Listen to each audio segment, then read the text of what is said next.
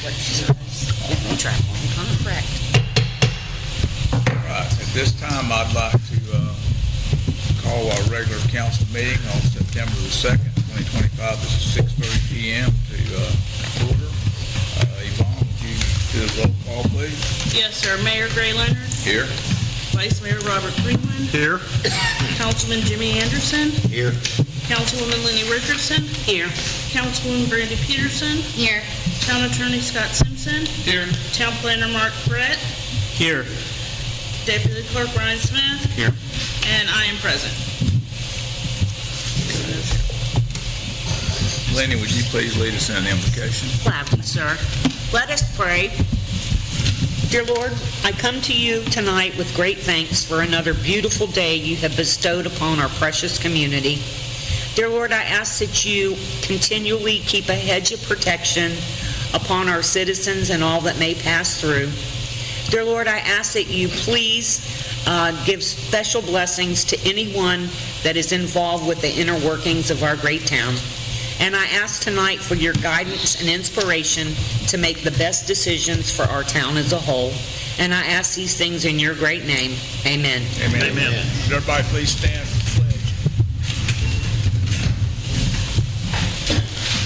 Pledge allegiance to the flag of the United States of America and to the republic for which it stands, one nation, under God, indivisible, with liberty and justice for all.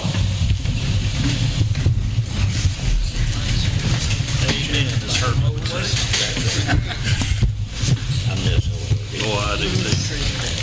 So do I. All right. First item on the agenda is approval of the minutes from the August 19th, 2025 meeting. Has everybody had an opportunity to look at those minutes? Is it August 19th or the 2nd?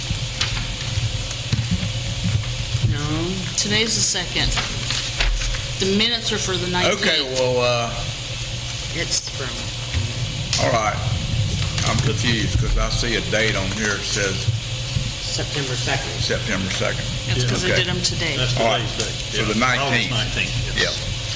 All right, has everybody had an opportunity to look at those minutes? Yes. Are there any additions or deletions anybody'd like to make? Hearing none. Move to approve the Been a minutes. motion to approve by Vice Mayor Robert F. Greenland. Is there a second? Second. Seconded by Councilmember Lenny Richardson. All those in favor say aye. Aye. All opposed? Motion carried. Okay, item number 5, new business. The first one that's coming up is 5A. This updates from the Community Traffic Safety Team meeting, and I'm going to ask Mr. Pulley to please come up for that.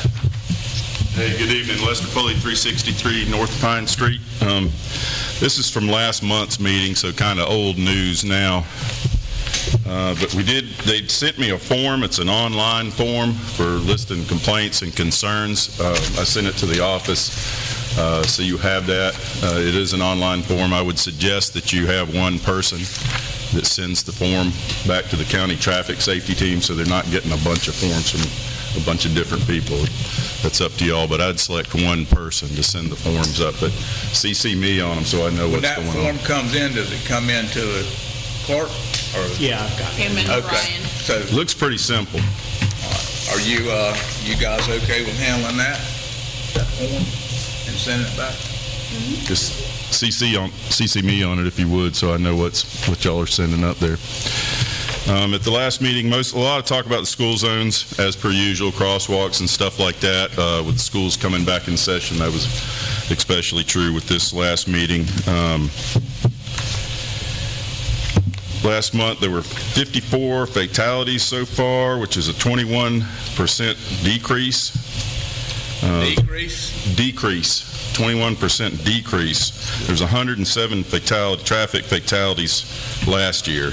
Unfortunately, some of these traffic fatalities were here in Pierson. We had a young woman killed out here on Highway 17 and a couple brothers hit by a train over here. They were doing load limit enforcement. There was a sheriff's office and FHP. I don't know if they're still doing that or not. I know They were doing enforcement on the highways and on the bridges, and some of the fines exceeded $2,000. That's a pretty hefty fine. So I don't know if they're still doing that or not, but they were. Sunrail said all is quiet, ridership is good. They're having a safety week this month. They're planning on connecting Sunrail to the Orlando Airport and the Convention Center. That's going to come out of DeLand? Yes.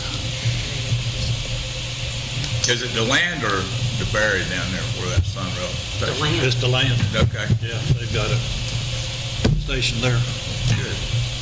Good. 2 new traffic signals in Leon Springs, and there's a new traffic light at the Bass Pro Shop. And the roundabout is in use now. That's old news. It seems to be working. They took down the traffic light that was there, so it's just a roundabout now. I think they've already had an accident there, but I don't doubt it. the super speeder law is in effect, and they are making arrests. They arrested somebody here for doing 105 on County Road 3, and he did go to jail. Wow. And his car got impounded. It was his sister's car. That was his excuse, I guess. But 105 is pretty fast. Yes.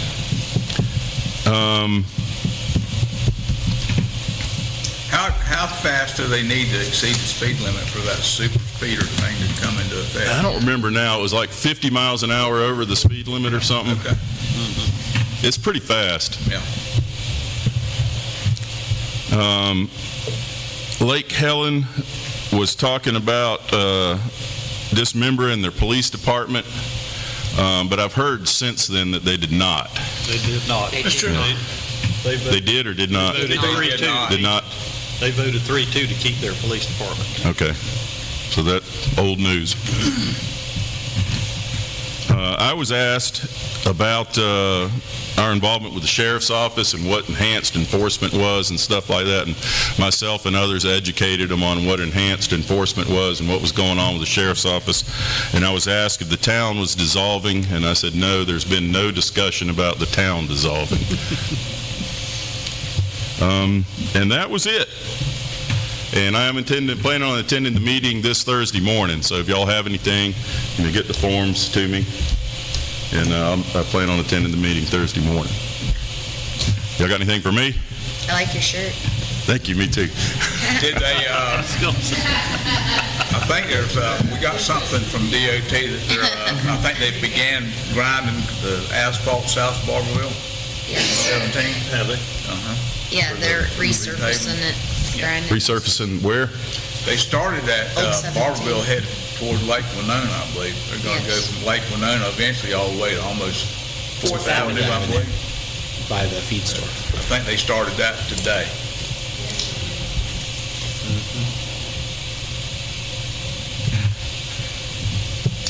Anybody else have any questions or comments for Les? No. Appreciate the report, Lester. Yep. Anybody in the audience have anything they need to ask or would like to ask? All right. Thanks, y'all. Thank you. Thank you.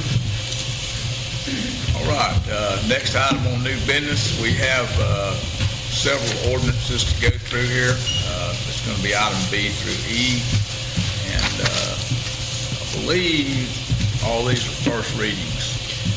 They are, Mayor, and items B, C, and D all apply to the same property, it appears. So first one's an annexation, the second one is a comp plan change, land use change, and then the third one is a rezoning. And like we've done in the past, I'll go ahead and read the title to all three. Okay. Y'all can have one discussion, and then you vote on them separately. Vote on each one individually. Okay. Ordinance number 2025-10 by title only for first reading. An ordinance to the town of Pierson, Florida, annexing by voluntary petition certain real property owned by Anna Torres Villa, bearing the parcel ID 482100000016, located on the east side of U.S. Highway 17, 2,750 feet plus or minus north of Palmetto Avenue East, with the address of 859 North U.S. Highway 17, and located contiguous to the town of Pierson, in accordance with the voluntary annexation provisions of Section 171.044 Florida statutes and other controlling law, redefining the boundaries of the town of Pierson to include said property, providing findings, providing direction to the town clerk to record the ordinance with the clerk of the circuit court, with the chief administrative officer of Volusia County and with the Department of State, providing a legal description and a map, repealing all ordinances in conflict herewith, providing for severability, providing for non-codification, and the taking of administrative actions, and providing for an effective date.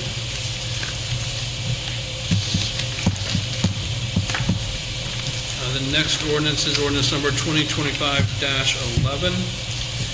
By title only for first reading, an ordinance of the town of Pierson, Florida, amending the town of Pierson's comprehensive plan as previously amended, providing for an amendment to the future land use map in the future land use element relative to certain real property containing 2.68 acres total, owned by Anna Torres Villa, bearing parcel ID 482100000016, 482100000016, located on the east side of U.S. Highway 17, 2,750 feet, plus or minus, north of Palmetto Avenue East, with the address of 859 North U.S. Highway 17, from Volusia County Environmental System Corridor and Forestry Resources to Town of Pierson Conservation and Heavy Industrial and Commercial Future Land Use Designation, providing for legislative findings and intent, providing for the assignment of the future land use designation to the property, providing for administrative actions, providing for severability, providing for conflicts, providing for non-codification, providing for an effective date. And lastly, ordinance number 2025-12, by title only for first reading. An ordinance of the town of Pierson, Florida, providing for the rezoning of real property totaling 2.682 acres plus or minus, owned by Anna Torres Villa, bearing parcel ID 482100000016, located on the east side of U.S. Highway 17, 2,750 feet plus or minus, north of Palmetto Avenue East, with the address of 859 North U.S. Highway 17, from Volusia County RCA Resource Corridor and Airport Overlay, and FR4A Forestry Resource Airport Overlay, to Town of Pierson, C Conservation, and B2 Heavy Commercial and Industrial Development, zoning district, providing for the taking of implementing administrative actions, providing for the adoption of maps by reference, providing for implementing administrative actions, repealing all conflicting ordinances, providing for severability, providing for non-codification, and providing for an effective date.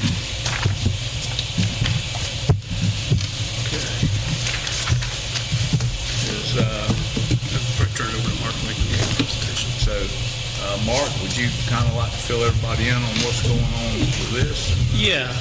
So as you've heard, all these three actions are related. The first is actually annexing the property into the town of Pierson. The second ordinance would then be removing the county's future land use designations, which are, as you heard in the title, environmental systems corridor and agriculture resources. So that the environmental system corridor is one of the county's conservation future land use designations. Agricultural resources is a general agricultural designation. And the last ordinance then takes the Volusia County's zoning, eliminates that, and applies equivalent town of Pierson zoning. So we're going from resource corridor, and A1 resource corridor is a conservation zoning category as well. So what we're going to, what's being proposed is that we go to a conservation and B2. Why are we saying B2? Because this is already a developed property. So this is a developed property in Volusia County. Although it is designated A1, it's actually operating as an automotive business and has been doing that for a number of years. So it's a non-conforming use. It's county treats it as a legal non-conforming use, but they won't let them, make any changes to it because it's zoned A1. So that's their reason for wanting to do annexation. They actually asked about annexing in a few years ago. There was an outstanding code enforcement case, on that property in the county, and we basically told them that we were not going to recommend approval and bring this forward to the Planning Commission until they resolve that. They have done so, and then came back and made a petition for annexation. And we did verify with the county that Has been satisfied. all that had been cleared up. So that is basically what they want to do. So this property is, well up north. It's probably about 1,400 feet north of where Fidel's property is, where they want to do the event venue.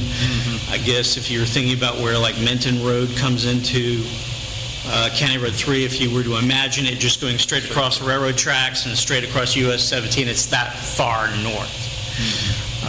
So this would be that first kind of property up there that actually, it's contiguous to the town of Pierson, but Pierson doesn't have any actual frontage on US 17, because once you get to like where Fidel's property is, the county, the city's line kind of goes east, so there's property in between US 17, that's county, and Pierson's line. So this would be the first piece of property that kind of gives a connection up there to US Highway. This property currently touches the city, It does. and then Fidel's property touches this property. No. This Fidel's property is, what I'm saying is Fidel's property sits right on US 1. If you were to look at, on US 17, if you were to look at how Pierson's, if you look at how Pierson's border is, so you can sort of tell what I'm trying to say by that. If you go to this map in the annexation staff report, you can see this is the town of Pierson's western boundary there, because it tails away from the highway, starting at Fidel's property. Okay. So in order to annex, it has to be contiguous to the town, which it is, and it's got to be more than a point. But the back of this property connects to the town property, is what we're saying. Okay. And, it has to be reasonably compact. You can see it's, trapezoid, pretty near a rectangle, and you can't create any enclaves, so it meets all the standards for an annexation. It's been presented to the Planning Commission. All three of these ordinances have been presented to the Planning Commission. They're recommending approval. Staff is as well, and be happy to answer any questions. So What's their main reason for wanting to change this to B2 heavy commercial? because they're basically being treated as a legal non-conforming use in the county. They would like to add lifts because they do auto repair. County will not allow them to do that. County won't. What about the city, if they get annexed in? Do they have to, my question is, do they have to be converted to B2 to accomplish what they need to accomplish? Yes. So B2 makes them legal. Yeah. We make them legal in the town. Right. We'll allow them to basically add lifts so that they could then work on vehicles overhead. That's what they want to do.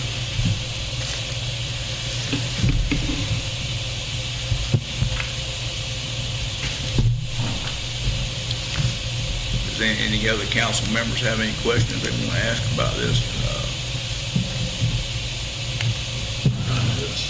Ryan? I have a question, Mark, and I didn't read far enough into it maybe, but how much of it is remaining conservation and then how much of it is,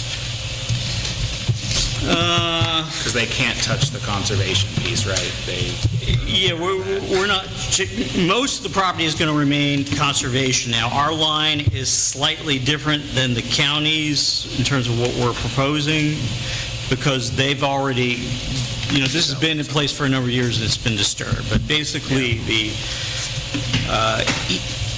western third of this property is going to be, if this goes through as proposed, would be B2. The rest of it would remain in conservation.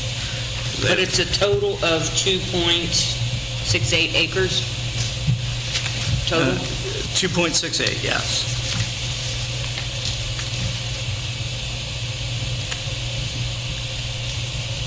So how much, like Ryan said, how much would be conservation of this? It's at 2/3 of 2.68, is 9/10 of 1.8 acres, somewhere in that neighborhood. Mark? Yeah, I'm going to do the square footage calculation.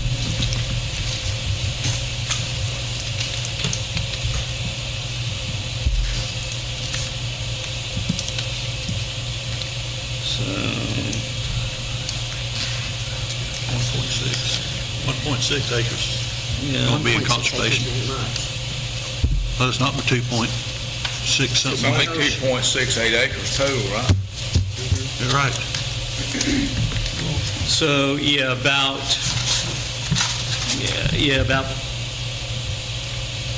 point, about 0.9. 0.9 would be Yeah, B2. roughly, yes, yeah. So that's not an acre to run a business on. This map shows that the B2 is Right. 2/3 Right, that's what I'm looking at. of that lot, and not 1/3 This. On the zoning. Future on land. the zoning.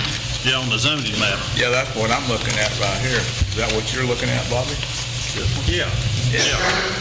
Yeah, well, you can see that they've disturbed, if you look at like the aerial map,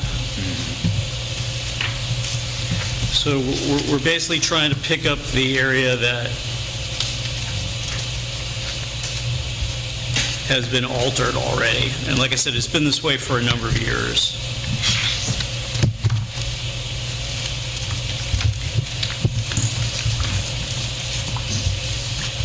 When you say altered, does that mean where it's conservation, but they Well, cleared it and put stuff there? You can see, if you take a look at this piece of property, look at this aerial map, so you can see the area that's being cleared and what I'm calling disturbed. But yes, they've encroached into what would be the environmental systems corridor. Now, the environmental system corridor was done very similar to the way the city's conservation was done. It was all done by the county back in the 1990s. So it was done by, aerial maps and soil maps. So nobody went out and ground truthed the wetlands, throughout the county. So, They should have, because lots of people's stuff is flooding now. yeah. Mark, you said that this was considered by the county as a legal non-conforming use? That's my understanding, because the code enforcement action had to do with keeping the property clean. There was no code enforcement action on the use itself. So what that probably means is that the use was there before the zoning went in to say you couldn't have the conservation zone, and they probably had the use there, using the property. Then the county changed their land use and zoning to make it, I guess, conservation or something like that in that area, which now made it non-conforming, but it's, because the use was already there, it's considered a legal grandfather non-conforming use. If the property owner, if the county had changed the land use and zoning, then the property owner went in there in violation of the existing land use and zoning and expanded their use, the county wouldn't consider it a legal grandfather non-conforming, they would consider it a violation. and they probably would have taken action against them. And so it tells me that this use has probably been there a very long time. It's new. It's not been there a very long time, I don't believe. That, I don't know. I have no idea how long that's been there. I would just say since the county considers it a legal grandfather nonconformity, sometimes use, I run into this in other cities I represent where it's been there so long, you just can't come back later and say you can't do it now. It's just, if there was somebody who was going to raise an issue, it should have been raised a long, long time ago at the county level. And they may know for sure that he had a building permit, or not building permit, something equivalent to an occupational license to operate on this, going back this far, and then it predates our change in the zoning. So, Does he have an occupational license from the county? Could do whatever it is he's doing there, his mechanic work. I mean, I didn't look up where they have a license. I know that they've been doing business in the county for a number of years. There was no action taken in regards to the business. Okay. So probably if they hadn't have had a business license, they would have taken some action. Yeah, they definitely would have. apparently there was recent code enforcement action.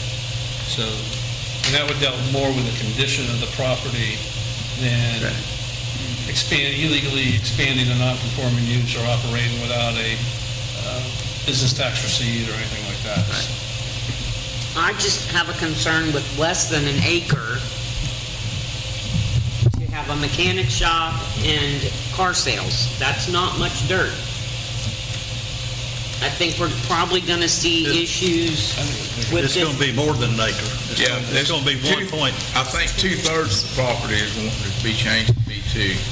Well, I could get you, we'll do the designate, That's what's we'll in do the conservation. actual calculation. Yeah, that's what's in conservation. Okay, And okay. the other I got it is, backwards. yeah, you got it backwards.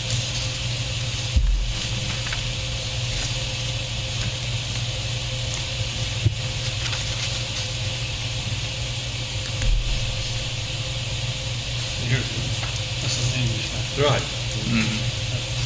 It's about 2/3, 1/3. Yeah.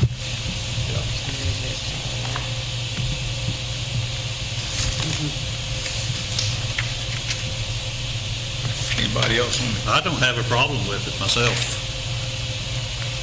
Anybody else have any concerns or issues as to why we shouldn't do it? I mean, that's my main question. If not, then I think we can go ahead and, So Mark, did you do your presentation on the annexation, the land use and zoning? Yes. You completed your entire presentation, okay. yeah, he discussed all three of these. Okay.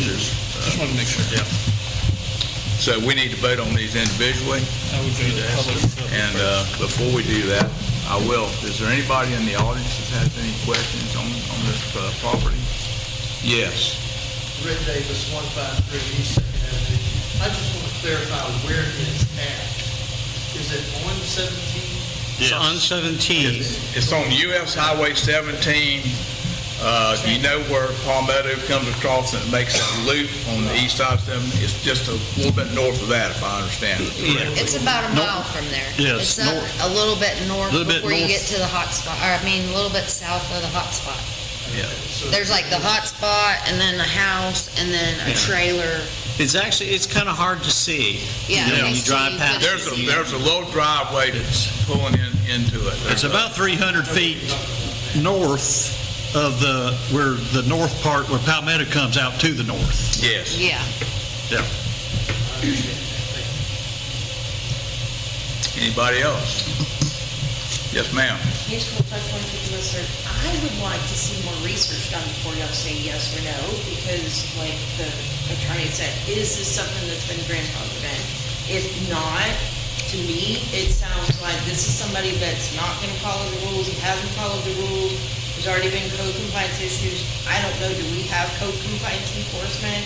Is it going to become an issue where we end up having to take legal action to get him to clean it up, or is he gonna, keep the conservation area the conservation area, or is he just gonna go in there? Has he already gone in there and disturbed what was supposed to be conservation land?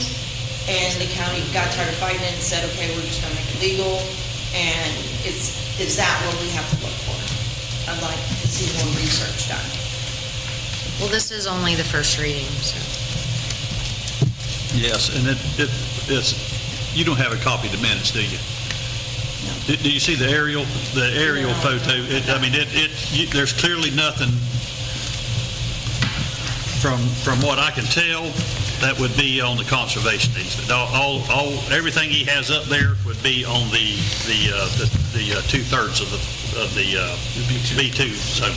Yeah. So I don't see any buildings or anything on where the conservation.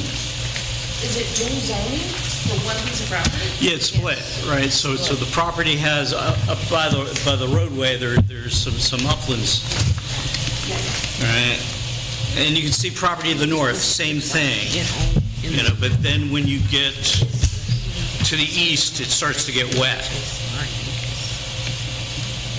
Right? Looks like they've got. The highway and the railroad are built on a ridge, right? And so, kind of as you move away from there, it's low. So they're building on the area that's part of, with that ridge. Has he had a survey done on this particular property to delineate between these two, between what's conservation and what he wants to change to B2?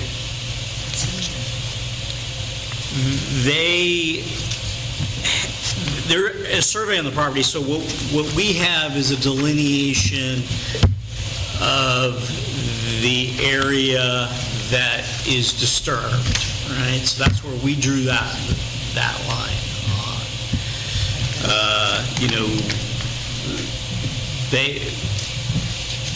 They haven't gone out and ground truth the wetlands on that property.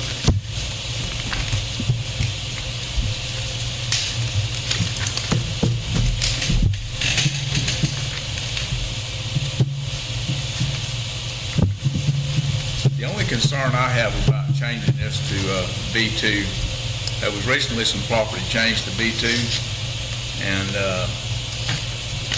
I think there was a lot of stuff that was done that probably shouldn't have been done on that particular property, and that concerns me when we want to change this. I just don't want the same type of thing to occur on this B2 if it's changed. Yeah, it's not the B2 zoning that causes the problem. I understand that.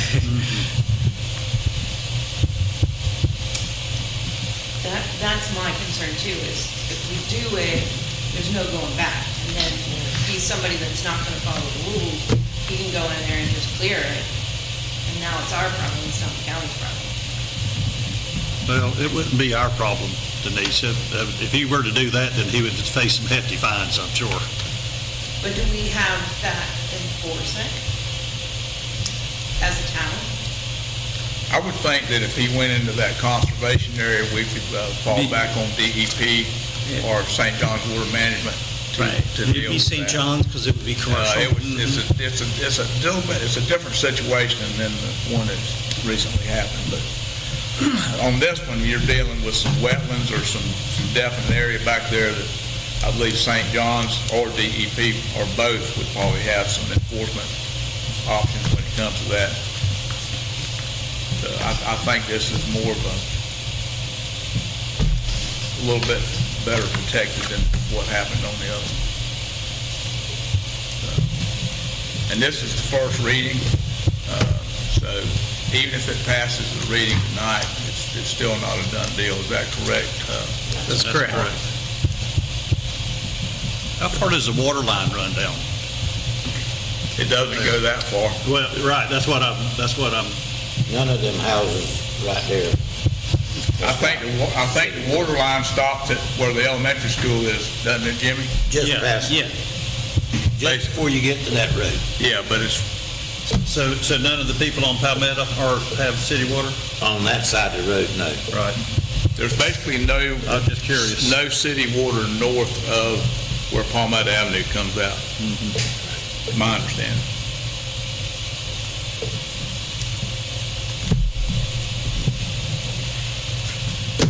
Okay, we got to do these individually. No further discussion? Yvonne, would you do a roll call vote? I think we need to. We need to We make, did, I thought we already made the motion. I apologize. and we got to do all these separately, correct? Yeah.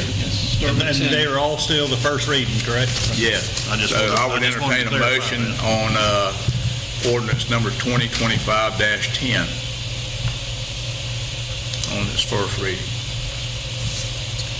I move to approve ordinance 2025-10 on its first reading of annexation. Okay, there's been a motion made. Is there a second? I'll second it. Motion's made to approve the ordinance number 2025-10 for regarding the annexation on U.S. Highway 17, the Torres annexation on the first reading. And it's been seconded by Councilmember Jimmy Anderson. Yvonne, would you do a roll call vote, please? Yes, sir. Councilwoman Brandy Peterson. Yes. Councilwoman Lenny Richardson. Yes. Councilman Jimmy Anderson. Yes. Vice Mayor Robert Greenland. Yes. Mayor Gray Leonard. Yes. Let the record show that the ordinance 2025-10 was passed by a vote. All right. Moving on to item number 5C, which Mark and our town attorney has already discussed. The same thing as ordinance 2025-11. This is a change to the future land use map as read by our council and discussed by our town planner. And I would entertain a motion on item number 5C.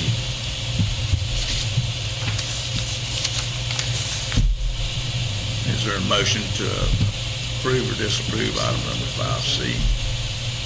This is the change in the future land use. Yes. Which is all part of the same package for the same piece of property.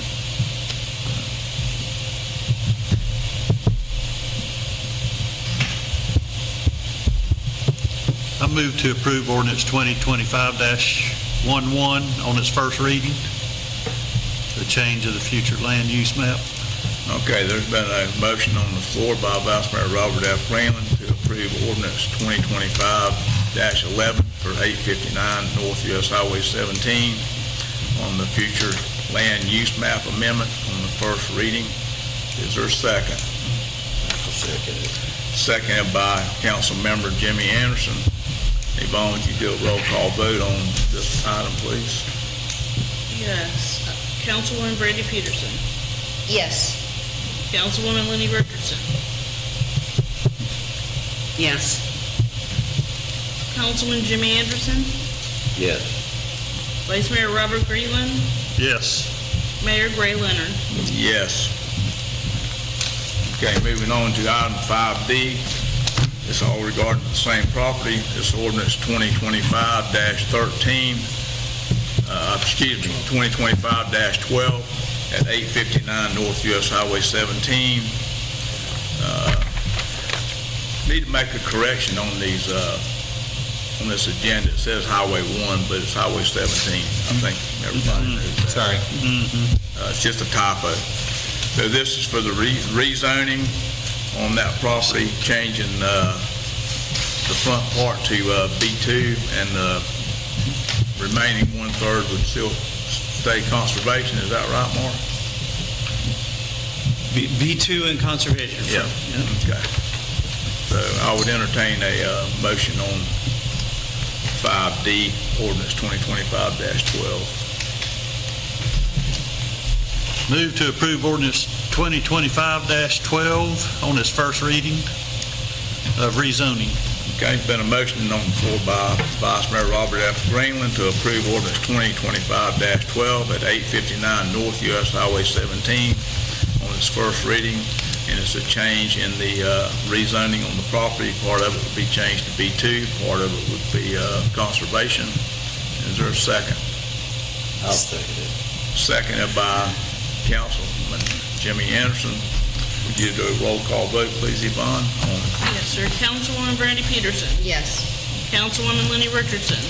Yes. Councilman Jimmy Anderson. Yes. Vice Mayor Robert Greenland, Yes. Mayor Gray Leonard. Yes. Let the record show that ordinance 2025-12 was passed on its first reading. Okay, moving on to item number 5E. This is another ordinance change, it's 2025-13. And that is an ordinance changing the rezoning to whatever its appropriate designation really needs to be here at the town center. Yes, and like the last one, we have ordinance 2513, which is the land use change. Yep. Ordinance 25-14 is rezoning, 13 is land use, 14 is rezoning. This does not include an annexation, so I'll read both ordinances by title, and then you all will, Mark will do a presentation as to both. You all can discuss both, then we'll go back and approve them individually. Correct.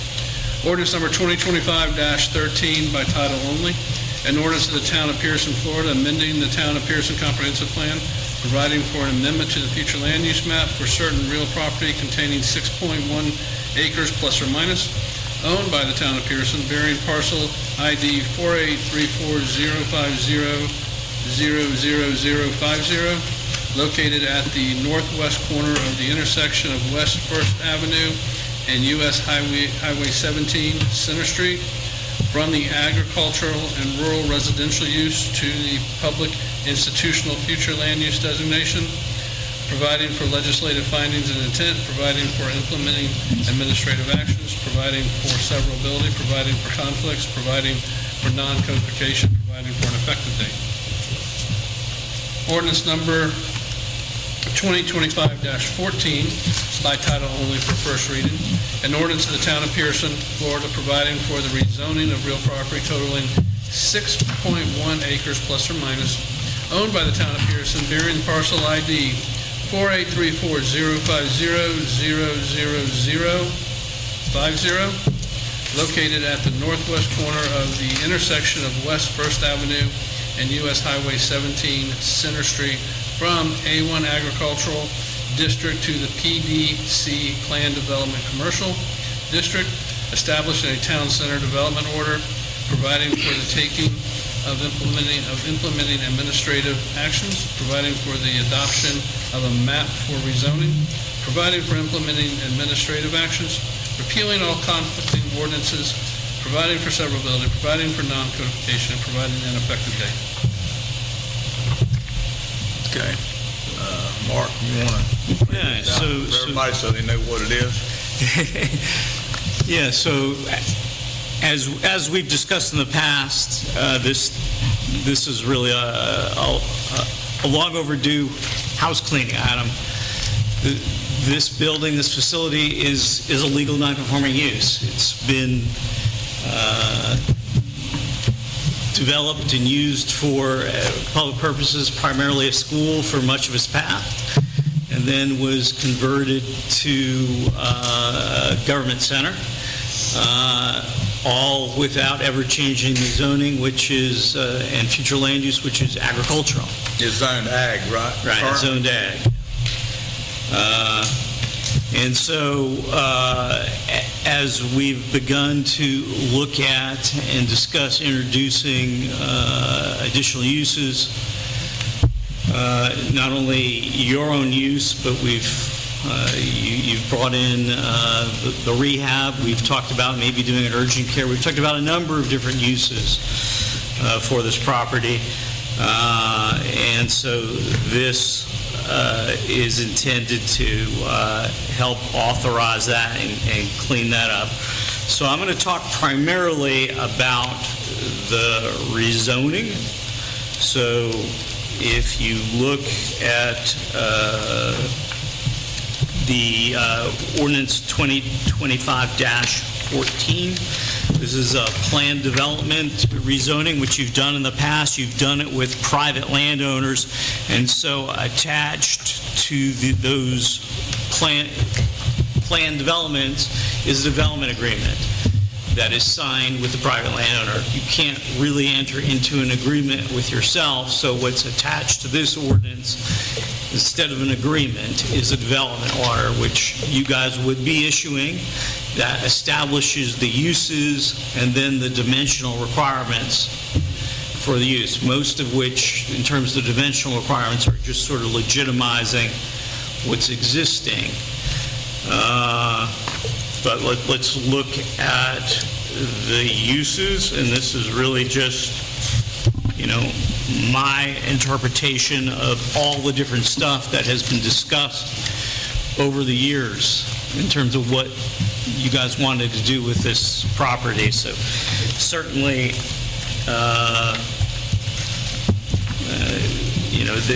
this is what all you guys determine. Now, anything that's in here, of course, this is just giving you guys the flexibility to do it. You obviously, it's your property. You're the town council. You can decide at any time whether you want to, establish a new use here or not, or prohibit a use that somebody is requesting to come to you either by, and requesting a lease. So just because it's in the zoning, that just gives you the flexibility to do it. It doesn't mean you have to do it. There's nobody, I just want to be clear. So if somebody came forward and said, well, the zoning that you guys created says that I can do this here, you should approve this lease, you don't have to. This is just establishing the zoning framework the same way it would, for any other landlord or tenant. In this particular case, it's just your own property. And we have the landlord, even though the zoning has changed, if somebody wanted to do A, B, C, we could go, no, we're not going to allow that. You have far more flexibility as the owner of the property to say no than you do as a regulatory agency to say no. And that's basically what Mark is saying. It may be zoning, approved by zoning, but as the owner, you can still say no. We don't have to lease it out to somebody that wants to do an ABC business. We can just say no. For example, there's it says you could do medical care that comes forward. Somebody came forward and said they wanted to do medical care here, the facility would like to lease it to you. You'd make a decision whether you want to lease it to them regardless of what the zoning says. This is just making it legitimate. One of the questions, for example, when we sat down and talked to Advent, they wanted to know what the property was zoned, and, was this use specifically permitted? So, this is just part of the, like I said, it's just long overdue housekeeping, but it's certainly something that should be done. So what this development order does is it just has a project description, which just sort of describes like the concept of and the vision that you guys have described over time in terms of this being more than just a government office, right? Being a place where there is, a number of different publicly and or privately owned community services that would be of a general benefit to the residents of Pierson. The next section establishes, a list of permitted uses. It's fairly general. I'll without reading every word of these, I'll just kind of hit the highlights of them. Government offices and administrative facilities, public safety offices, including police, fire, or emergency management services. Of course, for a while here, we did have a sheriff's substation, so this was the ability to legitimize it. Libraries, learning centers, public resources, medical and health-related offices, social and community services, multi-purpose community spaces, organizations providing public-facing services, including public, private, or civic sector service providers, utilities or public infrastructure, business incubators or shared use spaces. This is something that has at least been mentioned in passing in the past, and then just other similar uses in case we've not identified something new that's come up. And then the rest of this just is written like one of your standard zoning categories. Project size was just taken from the size of the property. The setbacks were, survey was done, we looked at, so all the buildings on here that currently exist would meet these standards that are being proposed to you. Building separation, max building height, the amount of coverage. We've basically said the parking standards are the amount of existing parking, which is 47. We basically said that you guys would, the landscape requirements would be what you guys decide they'll be.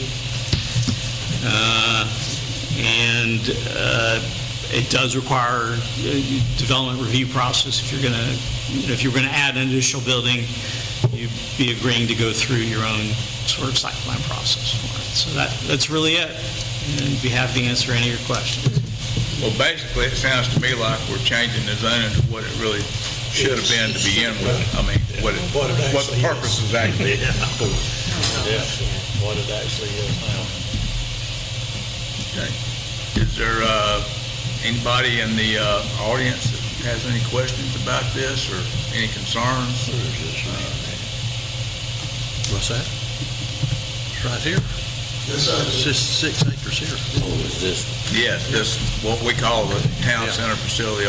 Yeah, we're really, obviously, you could rezone the school board's property, but we're not suggesting that. They haven't asked for that. So this is just the portion that you... It's the portion that we currently own. The school board's property will be non-conforming, legal non-conforming as it always has been. Anybody in the audience have any questions? Yes, sir. Comments? About the amendment and what y'all's gonna increase the water bills. We're not talking about the water bills right now. What are you talking about anything? What are you, what is the agenda tonight, sir? It's posted out there. There's probably an agenda right there. Might be posted. Give me one. There you go. Derek? I got a letter. No, I'm a citizen. My daddy died, and my mama died just last week. I'm a citizen. I pay the bill, water bill. I got a water bill that's going to be an increase. You vote on it. What are you voting on today? We're not discussing that, Eric. What are you discussing? After the agenda, you'll have an opportunity to address that, to ask that. Yeah. Okay. Yeah. You'll have an chance opportunity. after the agenda is through. See, what are you doing? What are you at? Okay, at the end of What are you discussing tonight? We're on E and F. We're on E and F. That's it. Come on now, ordinance. Do we need a motion? I'm a citizen. Okay. I have to beg more than this stage. The mayor would entertain a motion on ordinance 2025. Move to approve ordinance 2025-13 gentleman right there at the end. On its first reading. on its first reading. At the end. Is there a second? Second. Motion is made by Lenny Richardson to approve ordinance 2025-13 on its first reading. Square dance and beg more. I went to school. I'm a citizen. There's a second by Vice Mayor Robert F. Freeman. All those in favor say aye. Aye. We can do, let's do a roll call. Yes. Councilwoman Brandy Peterson? Yes. Councilwoman Lenny Richardson? Yes. What is it? Councilman Jimmy Anderson? Yeah. Vice Mayor Robert Greenland? Yes. Mayor Gray Leonard? Yes. Okay, moving on to item number 5F. We've also discussed that in its entirety. This ordinance 2025. Do your Eric. gavel. Yes, sir. You're either gonna have to sit there and be quiet. I've been on. You'll have to, Yes, sir. you'll have an opportunity to speak, or I'm gonna have to ask you to leave. Yes, sir. One of the two. Yes, sir. I've been on it. All right. Ordinance number 5F, item number 5F, which is ordinance 2025-14. The chair would entertain a motion on that. We've already discussed it in its entirety. Move to approve ordinance 2025-14. There's on its first reading. There's a motion on the floor by Councilwoman Lenny R. Richardson to approve ordinance 2025-14 on its first reading. Is there a second? Second. Seconded by Councilwoman Brandy Pierson. Give a roll call vote, please. Yvonne? Councilwoman Brandy Peterson, Yes. Councilwoman Lenny Richardson. Yes. Councilman Jimmy Anderson, Yes. Vice Mayor Robert Greenland, Yes. Mayor Gray Leonard. Yes. Let the record show that item number 5F was passed by roll call vote. Moving on to item number 5G, it's Senate Bill 180, discussion by Councilwoman Lenny R. Richardson. Thank you, Mr. Mayor. So, I don't know if any of you all have been following this, but there was a Senate bill that passed that, it was very complex. There was a lot in it. And it talked about after hurricanes, not being able to do certain things and whatnot, but the bottom line, and I'm going to get Mark to kind of sum this up for us, was it takes away towns, cities, municipalities' rights to, for their property regulations. Takes our, right, Mark? Correct. There's language in Senate Bill 180. There's a lot, it's a very lengthy document, and there's a lot in it that, addresses issues that you would think would be normal associated with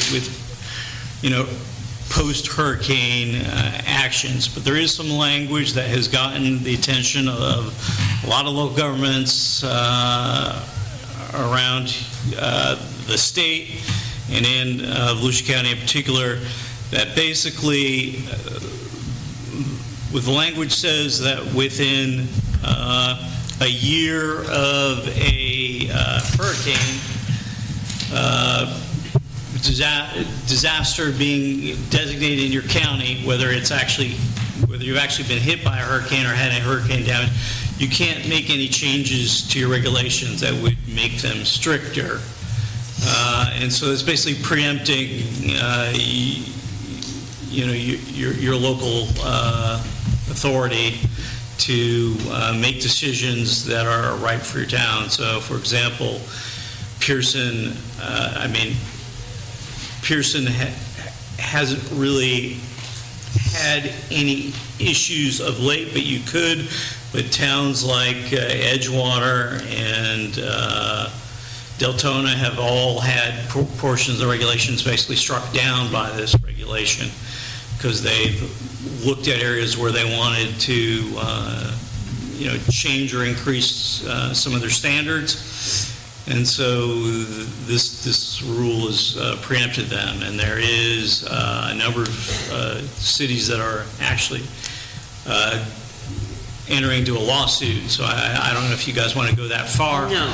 But there are a number of different municipalities that are at least adopting resolutions letting the legislature know that they Are opposed. Are opposed to these sort of state preemptions of your home rule powers. Yes, no, I'm not in favor of joining the class action, the lawsuits that's very expensive. But they're gonna be inevitable, somebody's But gonna put a I thought, lawsuit. I'm sorry, I didn't mean to interject. but somebody's You're going to have to sit there and be quiet. Yes, sir, Mayor. Thank you. maybe having Scott draft a resolution expressing our opposition to this bill would be a beneficial, what could it hurt? I know that Florida League of Cities has sent out emails. Yes. Lots of them are opposing it also. So. I know, the Florida League of Cities is in opposition to this, Yeah. from everything I've read. Yeah, same. Do you think that it would be beneficial for us to, I don't think it would hurt. I don't know if it'd be help, but I don't think it will hurt. We could probably model it. Didn't the county do something like that? They had a list of changes they wanted to propose To the bill. to the Senate Bill 180. Do you think you can get that, Mark, or? Yeah, I think I can get a copy. Okay, that language, because, mean, I haven't seen what the county, I know what other jurisdictions did. The one thing that jumped out at me is that I opposed the most was the prohibition on adopting additional regulations applied to any regulation that made it more strict or burdensome to develop. Doesn't matter that it didn't have anything to do with flooding or anything related to the hurricane. You know, if you were a city that wanted to adopt more stringent, architectural standards, has nothing to do with a hurricane, nothing to do with windstorm, couldn't do it. You know, but anything, if you want to... Building regulations, period. Anything, yeah, and so there's really two parts to it. Currently, what they did for the hurricanes that hit, they adopted the law to make it retroactive to August 1st. So any bill, any law that was adopted, an ordinance adopted by, or regulation adopted by a city or county after August 1st, that was in the disaster area, which Volusia County was, is void. And you can't adopt any regulation until, I think, October of 27, I think is when it goes to. Yeah, it's interesting how they calculated the period, because it's more than a year, actually. Yeah, it's more than a year. And the 1 year deals with future storms. But the storms we just went through, it's nothing that's, you can't adopt anything until October of 27. And like, I know Edgewater adopted a moratorium. It says you can't adopt moratoriums as it relates to the reconstruction of property damage due to the hurricane. You could adopt other moratoriums, but in reality, you really can't, because the reason you adopt a moratorium is to evaluate adopting new regulations, and you put everything on hold till you adopt new regulations to address a particular issue, even if it has nothing to do with the rebuilding of damaged homes. Well, you can't adopt anything that's more restrictive for October 27th, so there's no point in doing a moratorium. So that was the one thing that really jumped out to me. It was painted with a too broad a brush. It did not focus in on certain areas. Yeah, that was my concern. But yeah, Mark, if you can give me that stuff, I'll put together a resolution supporting legislative changes, and I assume that will come up this next legislative session. But I agree with doing that, and I agree not getting involved in the litigation. Yeah, no. Okay, thank you.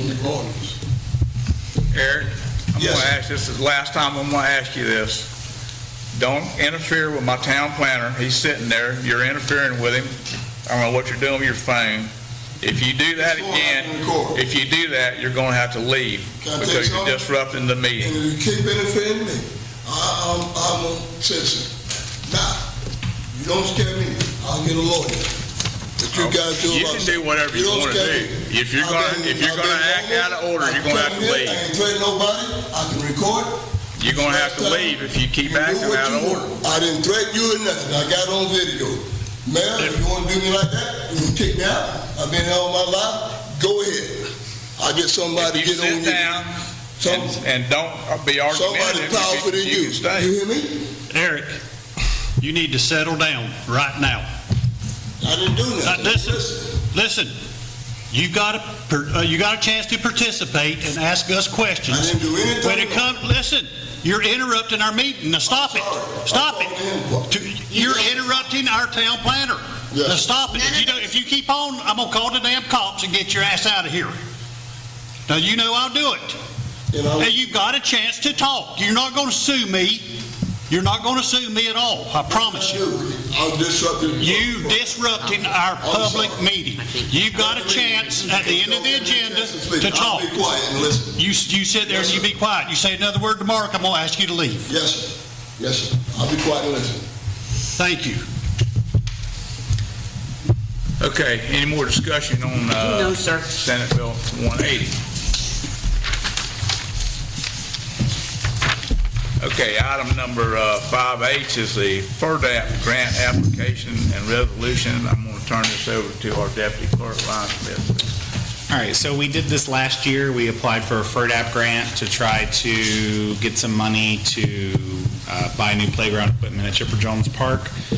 Unfortunately, the state did not appropriate any funds whatsoever last year to the FERDAP program, so they did reopen it again this September. It's due on the 30th. We'd like to try again. I held a public meeting at 5 today, which is part of the requirements. If we do decide that we're going to do it, I will need us to pass this resolution that I've included, basically stating that we're applying for the grant, and we will amend our 5-year capital improvement element of our comprehensive plan to include the park if we get funded. And then I also have an invoice in here, or not an invoice, I should say a quote. I had reached out to this company, Hale Innovation, that Mark had recommended. He does grant writing. They've done some FERDAP stuff for other people. We usually use Fred Fox. I've had a very hard time getting a hold of Fred and Melissa, and I reached out to them earlier in the year when I saw that FERDAP wasn't being funded, and I asked a bunch of questions, and I didn't hear from them until this afternoon at about 2 o'clock.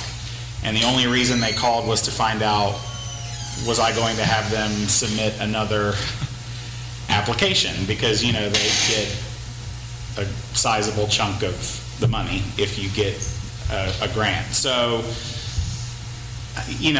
I'll leave that up to the council if we want to stick with Fred or if we want to try this new company and see how they do. The only thing that this $1,600 estimate is for them to help me prepare an application. So far, they've gotten, I think he said, every FERDAP grant that they've applied for. Wow. He said he didn't have time right now to jump in and do full-fledged grant writing for us, but his office is available to guide us in helping us find stuff and helping us apply. A lot of the FERDAP stuff, to be honest, we could probably just self-administer. I mean, as far as reporting requirements and that kind of thing. So I don't know that we would need much more guidance than this, but I will leave that up to you guys because we've used Fred for a long time. So if we'd like Fred to do it, we can. If we'd like to try the new company, we'd have to approve this estimate.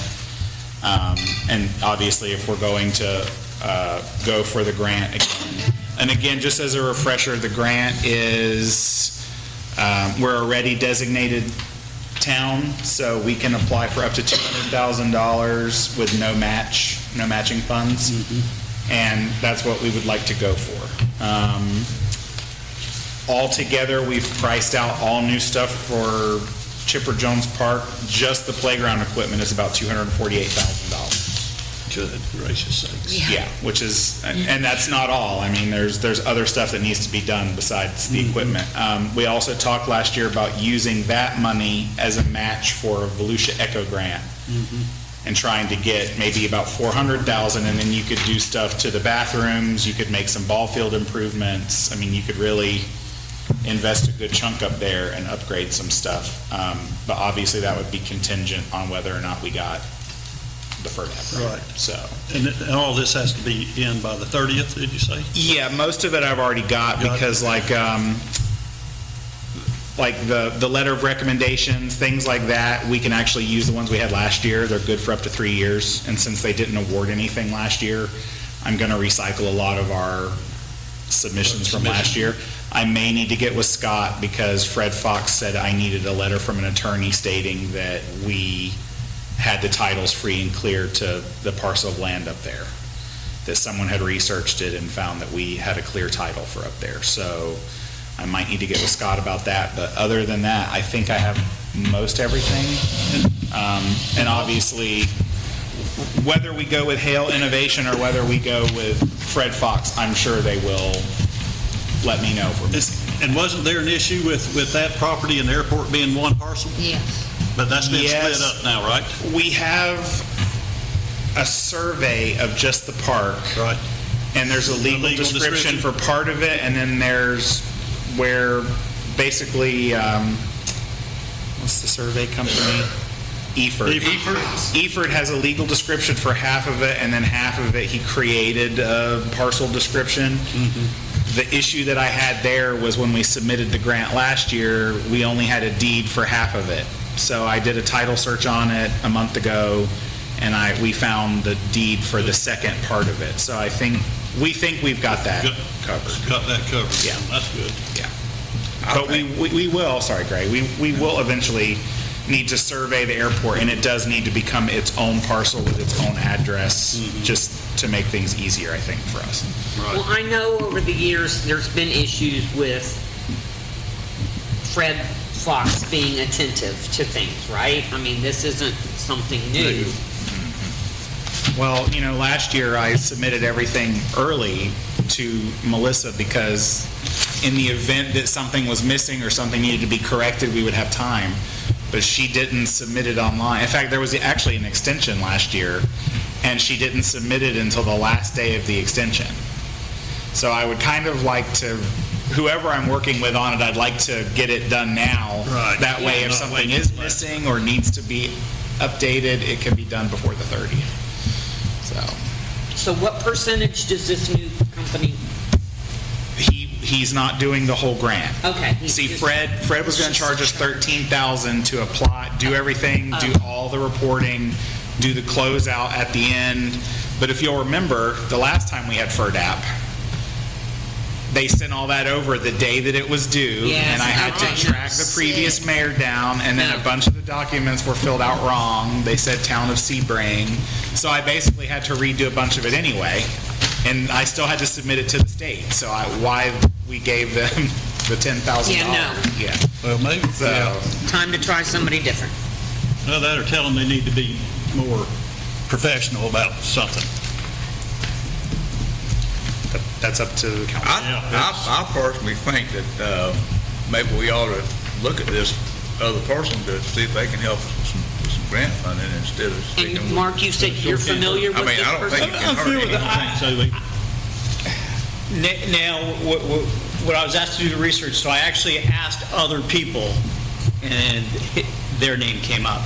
I don't have any direct experience with them, but others who, there's quite a few people in this area that have used Fred Fox in the past, and so some of them have had similar issues, and so when I started asking them who they were going with, This name came up. And when I talked to Lee Hale on the phone, and I said, we tried for FERDAP last year, but it didn't go so well, and he said, did you use Fred? Oh, wow. But he did admit that, he said Fred's been in this a long time, and he has, and he said usually when Fred goes after stuff like this, he gets it. But the thing is, and I don't know if we talked about this at a meeting or not, but we kind of got lucky in the sense that the state didn't fund any FERDAP stuff this year. But had they funded it, we would have been ineligible because of that survey issue. And you would think for the $13,000, they would have looked over all that before they submitted it and said, hey, this isn't right. You need to get this squared away before we Right. submit it. All their I's and cross their T's. Right. Exactly. So, yeah. So and then when I called and told Fred's office, I left a message and I said, I've been told by FERDAP, I reached out to the people at FERDAP and I said, can you tell me why this was deemed ineligible? And he had their attorney send me a little blurb saying what was wrong with the application. And I told Fred that, and like I said, that was back in July, and Fred didn't call me back until today to ask me if we're applying again. He didn't call you till today? That's a little much. Yeah. No. So So- we need a motion on this, Mr. Mayor? I was gonna say, do we have to read the resolution as we make a motion, or how's that? The resolution is just to apply for the FERDAP? The resolution is just saying, yes, we're applying for it, and we're also going to amend our capital improvement plan. Okay. Do you want like a separate authorization for you to? Yeah, they should probably approve the quote, if we're going to do the quote, and then the resolution as a separate. Okay. I'll go ahead and read the title to the resolution. Resolution number 2025-10 by title only, for first and only reading. A resolution authorizing the submission of an application for the Florida Recreational Development Assistant Program, FERDAP, to the Florida Department of Environmental Protection for state of Florida fiscal year 2026-2027. Is that correct? Yeah, because they issue it at the end of their fiscal year in June. So the funds So will it's really come next year that 26. comes out. So, Okay. yeah. Okay, resolution 2025-10 has been, the title's been read by our attorney. Is there a motion on the floor to approve this resolution? Move to approve resolution number 2025-10. Been a motion on the, It's just one. it's just one reading as far as I know. Yeah, okay. Okay, there's been a motion on the floor by Councilwoman Brandy Peterson to approve resolution 2025-10. Is there a second? Second. Seconded by Councilwoman Lenny R. Richardson. Would you do a roll call vote on this? Yvonne, please? Councilwoman Brandy Peterson, Yes. Councilwoman Lenny Richardson, Yes. Councilman Jimmy Anderson, Yes. Vice Mayor Robert Greenland, Yes. Mayor Gray Leonard. Yes. Let the record show there's a roll call vote. Resolution number 2025-10 has been approved by unanimous reading. And if you have them approve this vote. Yeah. It's separate.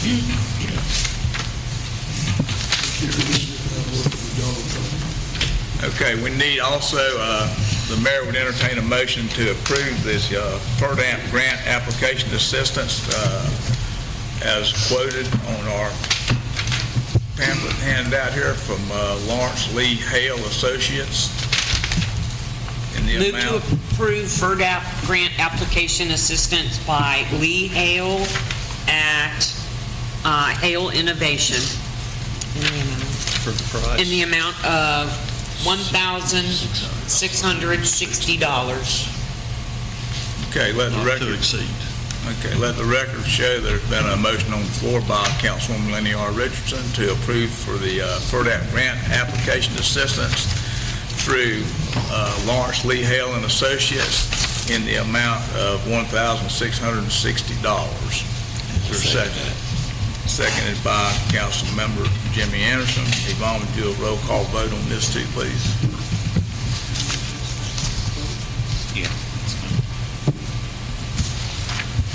Brandy Peterson, Councilwoman Brandy Peterson, Yes. Councilwoman Lenny Richardson. Yes. Councilman Jimmy Anderson, Yes. Vice Mayor Robert Greenland, Yes. Mayor Gray Leonard. Yes, let the record show it was a roll call vote to accept the FERDAP grant application assistance by Lawrence Lee Hale Associates in the amount of $1,660. Carried. Okay, moving on to item number 5I, Chipper Jones Park Playground discussion. I'm going to turn that over to Councilwoman Brandy Peterson. Thank you. I'm sure you've all seen all the Facebook complaints about the playground equipment. We have already discussed, Ryan had met with a guy that came out and looked over all of the playground equipment and kind of advised us what we need to keep, what we need to get rid of. And I'm going to suggest that if we can close Chipper Jones Park for a week or 2 weeks or whatever you guys think it's going to take to have these boys take out some equipment. I went over with Ryan this morning. I'm not even going to tell you that it's probably still there, but we did put some tape on some things so that the boys know what to maybe take out and where to start and begin. There's 2 big grills at the end of the pavilion. Looks like maybe sometimes they use them, but then there's 2 little small grills that nobody's using, and those need to be removed as well. Where the merry-go-round was, there's still like a pipe out of the ground. I just feel like if we can close it down for a week or whatever we need to get some equipment out of there, to pressure wash, to maybe get some, I'm going to say some of the trees need to be limbed up while it's closed Yeah, down they do. because, I They mean, do. it's, some of them's hanging. I mean, I just think, I don't know where y'all are. A lot of the equipment is super, super old and it just needs to come out. I agree with that 100%. I think that, in order to do it safely, I think it's a really good idea to go ahead and lock it up and close it for a week or 2 weeks, whatever time is necessary to get that old equipment cleaned up and out of there. and make it as safe as it possibly can be. But there's still a couple things in there that are good. We got one new piece of equipment, and there may be some other ones that are okay. Yeah, lots of it needs, like I but said, take- everything yeah. needs to be pressure washed. I even went and talked to Public Works, and I told them, if I can get this to go, we need pressure wash. Some of this stuff needs just a little bit of new paint. New paint will work wonders and make some, we just got to start making some efforts of fixing some stuff that we've had complaints about for a while. I And I agree. think I that's a big place to start, because it's used a lot. And also mulch inside the newest piece of equipment. The mulch, in order to be how it's supposed to be, it's supposed to be level. So we would probably need to get a load of mulch to put in there. But most of this stuff is, we have budgeted already for the playground. I agree with that wholeheartedly, and if we need to, we'll make a motion to that degree, or we just want to go ahead and have that done. I mean, I don't think we need to make a motion, do we? Other than the fact that you're closing the park, Yeah. it might be good Yeah. to make a Okay. motion.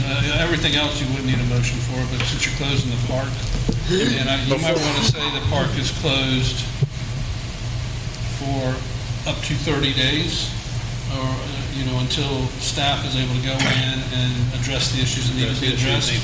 Instead of saying a week or two, then we'd have to make extended, give them up to 30 days, and that gives the staff time to go in, address their issues, and come back to you and say, hey, it's taking longer than we thought, can you extend it longer? we could always extend it. Yeah, you can always add to it. Just a couple things real quick.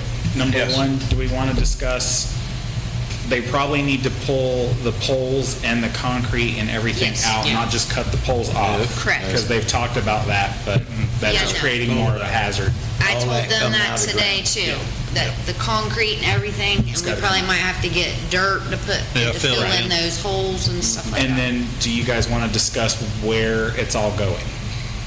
Once we take it out, because like we just did this with a surplus auction, we just pile stuff other places on top of other It needs to go on the stuff. back of the dump truck and straight to the scrapyard. So that might be something you want to make a Why motion handle about. it 2 or 3 times? Right, no. Or Just go get rid throw of it it. in the woods over here till later. No. We've I got a think bunch of that. that it needs to come out completely with the concrete.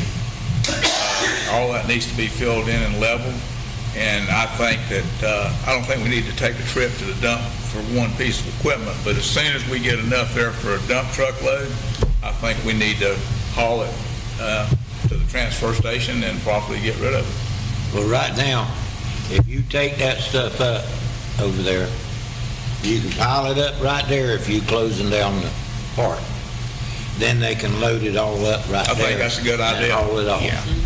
Yeah, because the gates are gonna be, the gates The probably need gates to will be be locked. Yeah. And then as the stuff comes out, they can put it in a central spot there within the confines of that fence. And then when it's out and done, they can take 1 load or 2 loads or whatever's necessary. Is everybody pretty much in agreement to that? Yep. And all we need to know is when you want them to, I want to begin start Tomorrow. immediately. Immediately. Yeah. start on it ASAP. Yeah. Immediately. Tomorrow. I really wanted to close it today, but. Okay, can you handle that as a public works director, Right. Jimmy? I'll have them start on it tomorrow. Okay, and we need to make sure it's locked. Right. So I'll And they make a got locks on motion. them gates. They just have to make sure all of them is. Yeah, where- just- There's only 2 gates, so 2 I think there's locks. only a couple Yeah. gates we need a padlock. but Correct, yeah. I don't think we need to And- make a motion on that, I mean, On closing the park. oh, we down. do, yes. Yes, I move to close the playground at Chipper Jones Park for approximately 30 days for renovation, maintenance and renovation. Okay, there's a motion on the floor by Councilwoman Lenny R. Richardson to close Chipper Jones Park for approximately 30 days in order to facilitate the removal of some bad equipment and get everything squared away so we can, after that, we can get it opened back up. And then hopefully we can get some new equipment.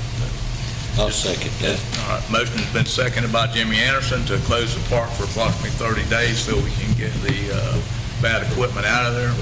All those in favor say aye. Aye. All opposed, motion is carried. Okay.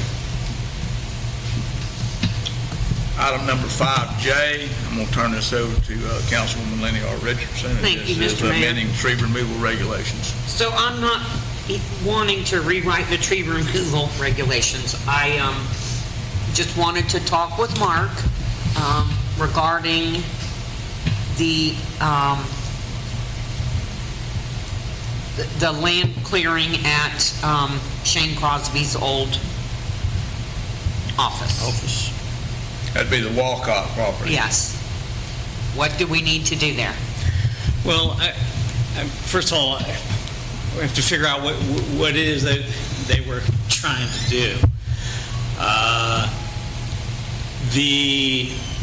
They were told many times that once they got their zoning in place, in order for them to do any development on that property, they need to go through site plan approval. And we were very clear about that, so I don't have any concerns about that. I guess there was some property, there was some discussion with Yvonne about removing some dead design disease trees. And I think Yvonne did convey to them that activity is exempt, and that's technically true. If a tree is dead, diseased, damaged, you don't need a permit to take it out. However, the way that works is the city is the one that determines whether the tree is deteriorated. The landowner doesn't do that, so that needs to be discussed and coordinated with us. Now you're allowed to grub property, and typically, that's something that's done with, the largest piece of equipment you should use for something like that might be a bush hog. Not necessarily, you don't grub a piece of property with a bulldozer. I don't know what kind of, I don't know. I wasn't here when the vehicle went in the pond, and so I don't know what they were using, but. Track hoe. They were using a large excavator, track hoe. Yeah, see, that's not how that's not what you use to grub property. So there's probably some activity there that at least, I would characterize as not being permitted. I haven't heard what their side is. I'm assuming they're going to say, oh, we were just grubbing the property. They were cleaning out an old, a low, there used to be a pond there. Well, there still is a pond there, but they did a lot more than clean out that pond. They took down virtually every tree that was standing on that piece of property. And then they were piled and burned on site. Yeah, so that sounds like land clearing. They did, Yeah. and there is another problem there, and it's not really the town's property, I don't think. But that pond is not entirely owned by that property owner. If you look at the map on the property appraiser's office, it looks like the northern quarter or third of that pond belongs to the adjacent landowner. And they went over there and started digging out the pond. I got photographs of that. And as I was there watching that, the landowner came down, the lady that owns that property, I don't know what was said between them because I couldn't hear it. But all I know is the guy quit digging and left, and then she went back. But if you go by there now, there's two big piles of dirt they dug out of that pond on her property. And when I asked Mr. Bates why they were over there digging in the pond and recommended they probably quit, he told me that he was digging that pond out so he could lower the water level in the pond so he could get his excavator out. And I don't think digging out the edge of the pond is going to lower the water level so you can get an excavator out. I mean, it's just going to make the pond bigger. The water level is what it is. But the damage has been done. I don't really know what the town can do about that. I do know that there was a stop work order issued on that property, and the sign was posted on his front door. And the sign is gone. It's been taken down by someone. I had Public Works go take it down after Okay. I spoke with him. Okay. Yeah. So we took it down? Okay. And so what's the status with that? Well, now? just with the understanding that we're not doing any more tree work until, Okay. everyone was out of town last week, so I told them to please wait until Okay. Mark and Yvonne and everybody was back, so. But And what about any other construction? No It's a no stop site work work. order, period, The right? stop work order had two specific things. It was the tree removal and also site work. Okay. So there was no, they were allowed to clean up what had already been taken Yes. down, and they're still allowed to grub and that kind of stuff, but they're not, no more cutting down trees and no more digging in the pond, so. And he can't build any other buildings there without It's, correct? Permits. But I mean, I saw everything that Mark asked him to do, and it appeared to me as if it was just ignored. I mean, I read the paperwork, is what I'm saying.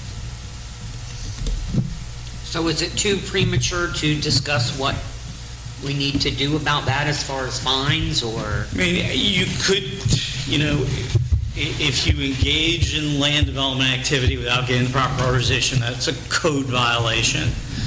So if you guys decided you wanted to take some sort of code enforcement action, you have a mechanism for that in the land development code. You could ask them to, restore the property. I know through the site plan approval process, obviously, they're going to have to replant a number of trees. Okay. Well, at this point in time, he's basically dead in the water as far as doing any more work legally, correct? until he sees the site, until Mark sees the site plan, right? Until we get a Correct, site plan and that's right. approved and so on and so forth. Now, I know that he's, before the meeting, Yvonne did talk to me. I guess he does want to take out some more trees that he says are diseased. And I'll be here this Thursday, and so he can come talk to me. That was what I was going to ask. So our ordinance or our tree regulations basically state that you don't need a permit to remove a tree if it's diseased, dead, hollow, et cetera, but it says the town makes that determination. Correct. But So to keep a he said, she said from happening, would it be better to change that to they need to Arborist? provide like a certified arborist report or? Yeah. So let me explain. So the way that this is language that's from the minimum standards, so this is used countywide. It's enforced differently in every town. Right. But it's done by rule. So, like, DeLand has a forester, and so that forester is an arborist, actually. And they'll go out and make a determination as to whether you can take down your tree or not. What most other cities who do not have their own on staff do, you go get an arborist report. Now, they're fairly inexpensive. Well, I mean, they're not free. It costs a few $100s, to go get an arborist to write something up and assess the tree. That's what most cities do. This isn't done by landowner. It's in the rule. The rule says basically the town determines you're allowed to take down a tree that's deteriorated, and what deteriorated is defined, which basically means it's nearly dead. It's not just, there's not just a little bit of rot on it. Or it's not just, some damage. It's got to be almost dead, and it's the town's determination.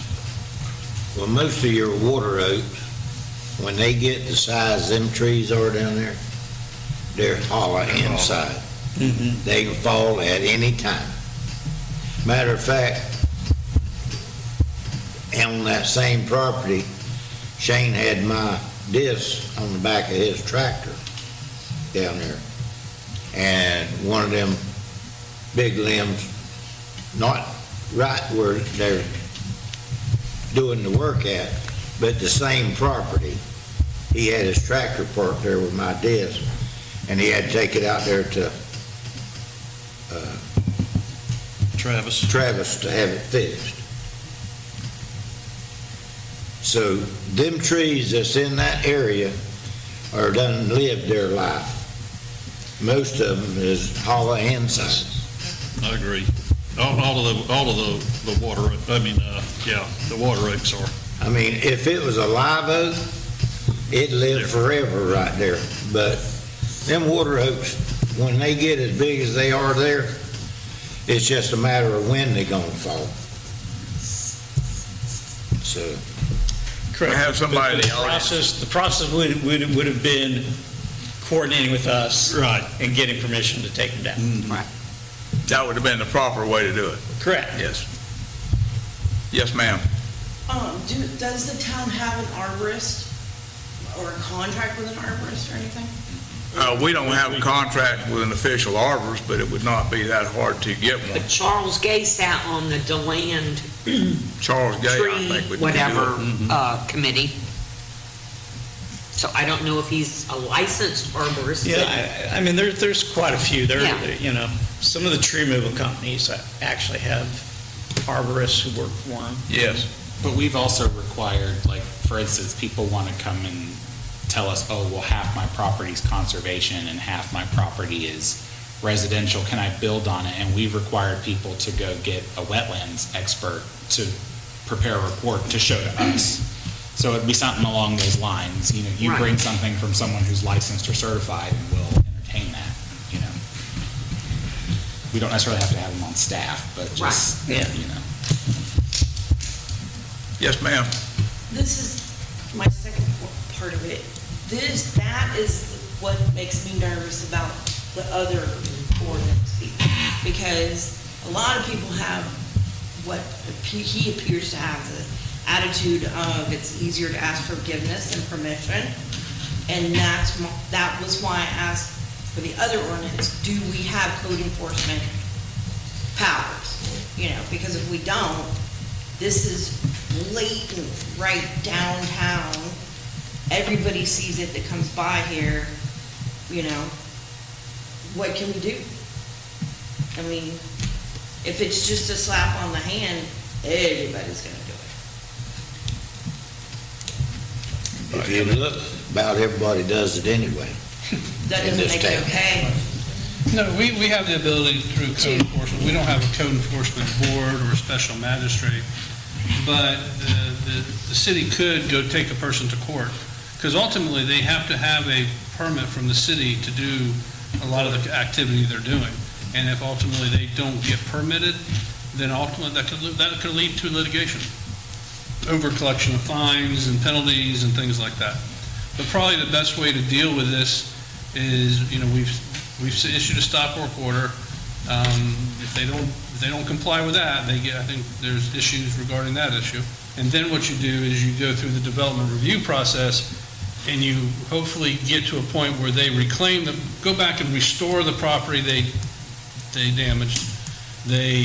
And we come to an agreement on, if you plant this many more trees to help replenish what you took out that we would never have approved of, because I think that's where there are some, at least I think my understanding, the person said, well, I talked to Yvonne, but Yvonne said, no, what I heard is Yvonne said, no, I never approved anything. I said, you got to come back and give approval. And so it's approved at the city level, doesn't say city commission, city staff, doesn't really be clear on that issue. But I think the staff could say, I can't make that determination until you got to go get an arborist report and submit evidence. It's on the property owner to submit evidence to the city to make that determination that it meets the criteria. I would also note, y'all may have heard about it, I didn't see it in your code, but, the state adopted rules on the cities not being able to restrict what people do with cutting down trees on residential property. We're pretty much preempted from that. So somebody can go in and, if they make a determination even after the fact, hey, yeah, that's a damaged tree, they get to knock down trees on residential property, and we can't ask for a permit, we can't ask for an application, we can't ask for reclamation, we can't ask for nothing. And that's Residential. on residential property, yeah. Occupied, owner occupied. Occupied residential property, yeah. So that was a hurricane issue, I think, when people were preventing people from trimming trees or cutting down trees in anticipation of hurricanes, and all of a sudden the state says, okay, we'll stop that. Our ag zoning also has a provision similar to that, right? If it's for bona fide ag, if you're, Yeah, it doesn't, what happened there is totally different than what could happen on a piece of ag property. Ag property is exempt from that, to the best of my knowledge. Yes, ma'am. Just for clarification, I thought the stop work order was rescinded, No. but you took it out of their door. I talked to Rebecca at Mark's office, and she basically said that the stop work order, I mean, the signs are just there to let people know, hey, you can't do this, but I spoke with the property owner, he's aware. So you don't have to leave the signs there. He knows that the work has stopped. We But had that he also knew conversation. you weren't supposed to do the work in the first place. I mean, it would be really easy to find out if the work started again, so. I don't know if he knew he couldn't do it in the first place or not, but I don't know why he did it on Sunday. Because he knew we didn't. Yeah. Do it. And I think we ought to have, if staff is going to approve the removal of trees, that approval ought to be in writing. There's no question, I there's agree no with question that. of verbal stuff to say, Yeah. we have a form document that we identify the trees, whether they're by picture or by a survey that identifies them, and then staff signs off and says, these are the ones you can approve, no questions asked. Because you always get this, when you have a conversation, it's kind of hard to prove, but things get twisted. Yes, ma'am. I would also suggest not just, I can come in here and say, I want to take down 3 of my trees, and here's my arborist report saying that they're bad, okay, sign it off. I would suggest somebody from the town go mark the trees that are allowed to be cut. It can be done too. Well, I think under the existing tree regulations, they're supposed to be looked at by somebody from the town, are they not? Yeah. I mean, that's the way town I has to- understand it. They have to make a determination that it's, or qualifies to be removed without permit. All right, any other further discussion on the tree regulations at this point in time? Is there somebody in the audience? Yes, sir. For the property up there that we're just discussing, Yes, sir. so I just wanted to come up and say a couple things. I was not trying to do anything illegal or anything to that nature. I've been up here multiple times on trying to obstruct the business up there that I'm trying to open. There's a couple things that happened that I did not expect to happen. Of course, didn't want it to happen to the person that owned the equipment, but we were not digging out the pond. We were taking the trees down on the bank on the side of the pond, which one of them, as you guys drove by there for months when the place was up for sale, that fell over in the front of the building, which was rotten. So that's basically where the equipment fell into the pond. Marlon Bates put it there. Did I want it to happen? No, I didn't. I can't control that. It's just something that happened. Digging the other side of the pond, Mr. Gray, I totally agree with what you said. He said he was doing that to do that. When the lady came down next door, I said, hey, I don't think this is a good idea. You need to stop digging over there on that side of the pond. I did come up here and speak multiple different times with Yvonne. Was it the direction, the right way, with taking the pictures, maybe presenting them to you guys? And, when she said what she said, I thought it would be okay. I took all pictures, I marked the trees. I did my due diligence there on the respect of saying, okay, I got somebody, saying, hey, they're supposed to do this, and that's what I did there on the property. I've not tried to hide anything on that property whatsoever. I'll pull whatever permits, and at this point, if you guys want to penalize me because I didn't take the right step, I'll take my punishment and I'll do what I got to do. But I'm a local business owner. I'm a small guy, man, and I'm just trying to earn a living. I know that. I really am. I'm trying to bring jobs to the area here for other people for growth here. And I think I have a good chance. You guys see a hiring sign outside. I'm dressing up the building. I did the biological thing.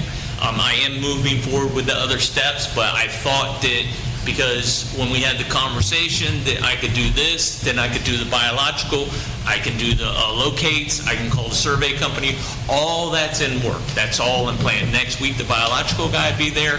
Once he does that, I'm calling all the locates in. Once they locate, Effort's coming out. They're surveying the whole property.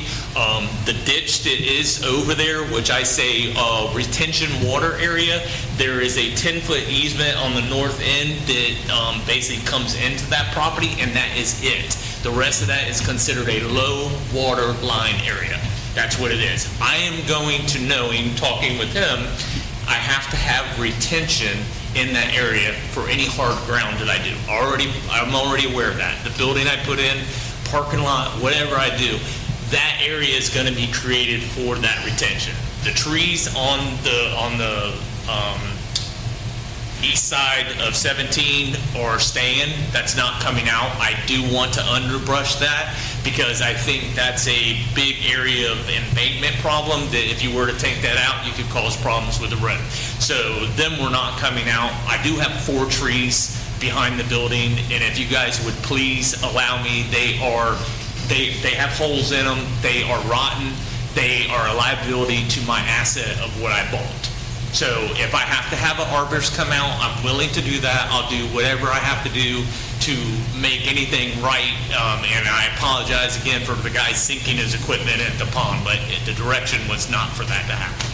Shit happens, you know what I mean? And I mean, it's a $300,000 piece of equipment. I don't think he put it in there on purpose. I don't think he did either. Yeah, so, and again, I would have came here and said, okay, can I get a permit for this, this, and this? If it wasn't me and Yvonne had the conversation. Again, I agree with what you said. There should be some things put in place with the town to not have this happen to a business owner to have to worry about that. I'm new. I was owning a, storefront. I've ran my business out of the house. So, again, I can apologize to you guys. It's not the direction I was trying to go to avoid anything because that's not what I'm looking to try to do. Hey, we need more businesses coming into this town anyway. Well, I appreciate that. That's what I'm trying to do, and that's why I came here with a rezoning. I talked to Mark. All the plans are in effect. Once I get these 3 steps of the survey, he presented a place in D-Land for me to go to put all this on plans on how much trees we're putting back around there. So we are planning on putting trees back around there and shrubbery or whatever we're doing to dress the place up. I will be coming to ask to fence the whole property in with 6-foot high chain link because I am going to have product on that property that I have to protect. Right. So, and any business owner, as you see, there's a fence around this place or any other places around here. So I don't know what we can do or what I have to do if I have to call, if I got to get maybe Hickey's. I think they might be a licensed arborist. I could have them come out and look at the 4 trees that are left on the backside. There's really no other trees but them that I need to take down, to proceed on what we're doing. And I would be more than happy to pay for that arborist to come out there and take a look at it. It's part business. It really is. You could probably go out there and tell yourself. So you'll meet with Mark? You make an appointment with Mark and get direction from him? I can do that. Yes, ma'am. Yes.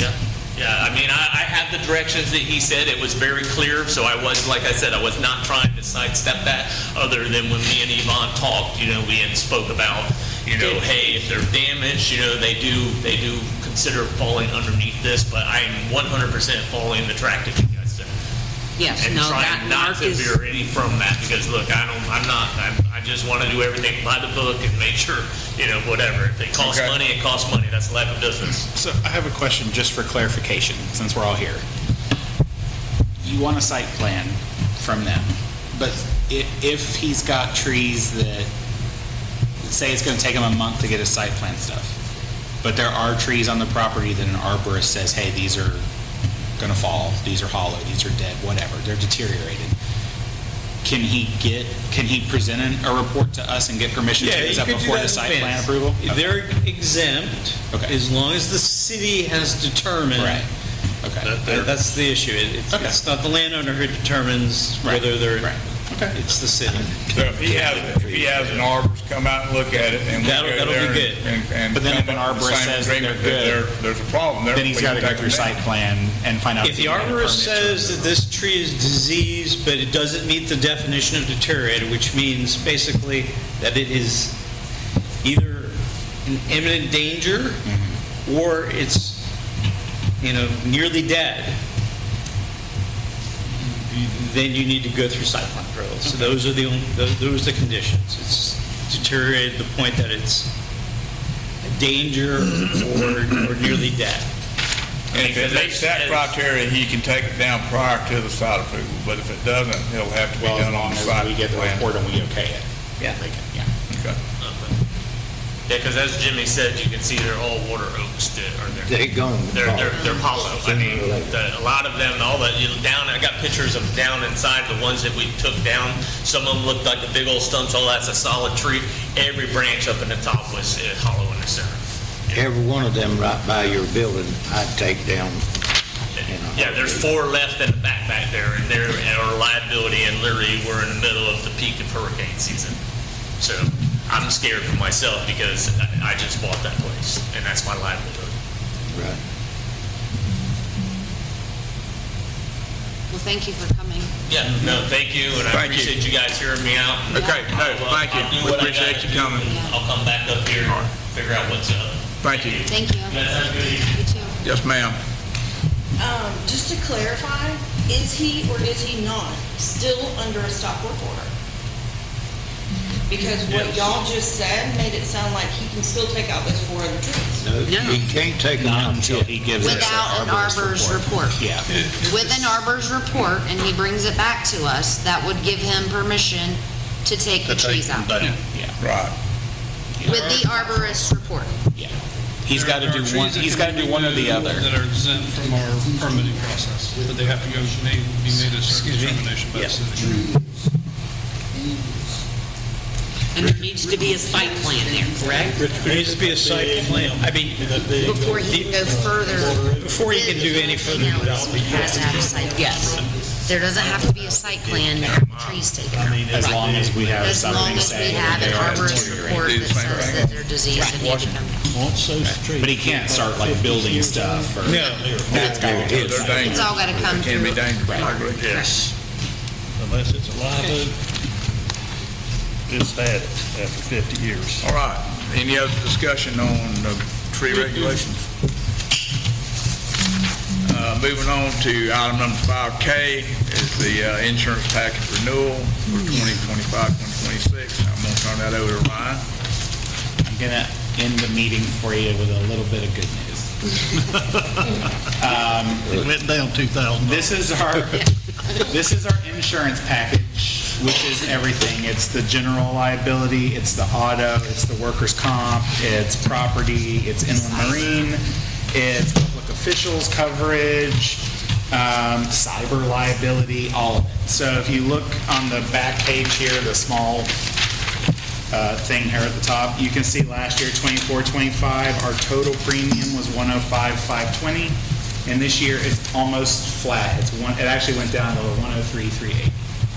So I just need an approval, and I'll get Gray to sign this tomorrow, and then we'll be renewed for another year. So I asked why it went down, because we actually added property. We added the new wells, which I thought might increase it, but he said it was just that the premiums themselves went down this year, so. And we, just FYI, every year, the only thing on here that's auditable is the workers' comp. So in other words, we estimate our workers' comp amount, or our payroll amounts, and then at the end of this term, they will audit us. So like last year, we owed money because we paid more in payroll than we estimated, so we may still have that, but otherwise, it's pretty much the same as last year, so. So that, the workers' comp changes based on the amount of payroll, Yeah. correct? Yeah. And ours will probably be high because we had a hurricane and the boys worked a lot of hours at the end of last year because it goes by fiscal year, so. Okay. Everybody had a chance to look at our insurance quotes? Okay, I'd entertain a motion to approve the insurance as quoted. Move to through Brown approve Brown. the insurance quote from Brown & Brown in the amount of $103,380. Been a motion on the floor by Councilwoman Lenny R. Richardson to approve our upcoming insurance in the amount of $103,380 through Brown & Brown Insurance. Is there a second? Second. Motion is seconded by Vice Mayor Robert F. Greenland. All those in favor say aye. Aye. So carried. Okay.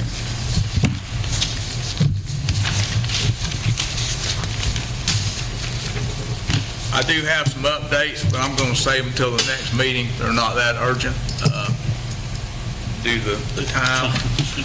I'm going to ask our Vice Mayor if he had anything, and we'll carry on from there. Just a real quick update that the concern about West Hagstrom Road and County Road 3, about it's been cleared, Yeah, it's yeah. been cleaned up. Yeah. I just wanted I to, seen them doing that Yeah. last week one day. and you can see down looking to Yeah. the north now. Yes. And that's all I have. Okay. Jimmy, do you have anything? Nope. Councilwoman Lenny Richardson? Yep, I have a couple things. Okay. So, we are still under contract, enhanced service contract with the sheriff's office until September 30th, right? I thought it was November November 7th. 12th. We're paid up through We're paid through September 30th, but the contract is supposed to go to November 12th. So Okay. we would owe them a partial payment. Okay, so obviously they're not attending our meetings, they're not doing any enhanced service.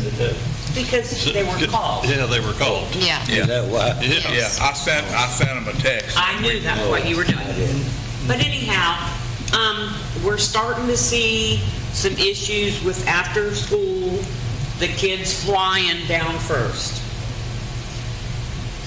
Is it okay if we email the lieutenant and ask him if we can get maybe some attention here after school?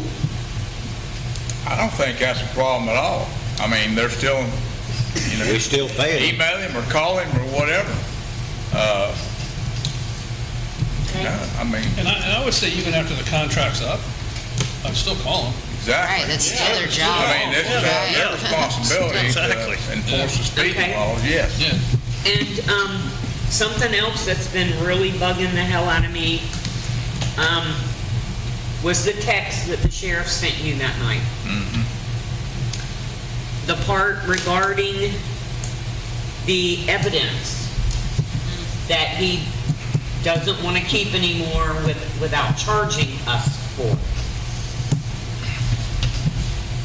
But again, I thought he has to, because regardless if enhanced service, we have service on our tax bill where they have to do that. Well, here's the thing about it. I think what Councilwoman Richardson is leading to on evidence, and when I was working law enforcement, if I made a case and I seized evidence, then we had a place at our facility where we stored our evidence. If I made a case in Pierson, it's not up to the town of Pierson to store my evidence. That evidence needs to be stored in a secure location where everything is accounted for, and there has to be a chain of custody in place. It has to be remain under control, and the evidence. He's not storing our evidence. He's storing evidence that they would make if they made an arrest. So I don't understand that myself. Right.